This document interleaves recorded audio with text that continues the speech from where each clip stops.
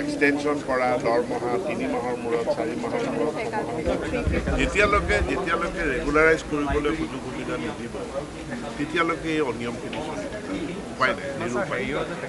আপোনাৰ 2011 পৰা ৰিভাইজ হৈ 2021 ৰিভাইজ হৈ গ'ল আমাৰ 2011 সেইটো 250 পাৱাৰ আছে মানে বুজিছোঁ গতিকে তোমালোক পাৰ্ট টাইম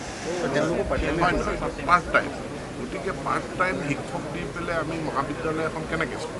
তোমাক ৰেগুলাৰ ৰিক্ৰুটমেণ্ট কৰিবলৈ দিলে সমস্যাটো সমাধান হয় বাকী তেওঁলোকৰ এইটো কিবা ৰিভাইজ কৰিব লাগে সেইটো ওৱান টাইম মেজাৰ কিবা এটা কৰি চাই দিবা কিন্তু এইটো সমাধান নহয় আৰু তোমালোকৰ এইটোত লাগি থাকিলে তোমালোকৰ কেৰিয়াৰ বৰবাদ হৈ যাব মই কৈ আছোঁ এতিয়া য'ত সুযোগ পোৱা নিয়মীয়া চাকৰি সোমাবলৈ চেষ্টা কৰা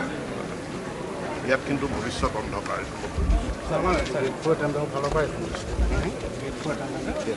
কেইজন আছে আমাৰ 20 জন আৰু আপোনালোকক বাদ দি কলেজে আৰু বেলেগ ৰিক্ৰুটমেণ্ট কৰিছে নেকি নাই কৰা কৰিব নেকি কাৰণ আমাৰ কলেজবিলাকত প্ৰৱণতা আছে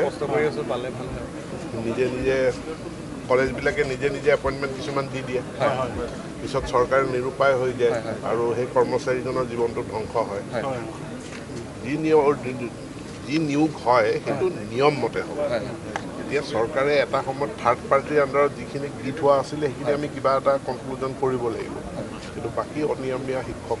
মানে নন টিচিং ষ্টাফ এইটো নহ'ব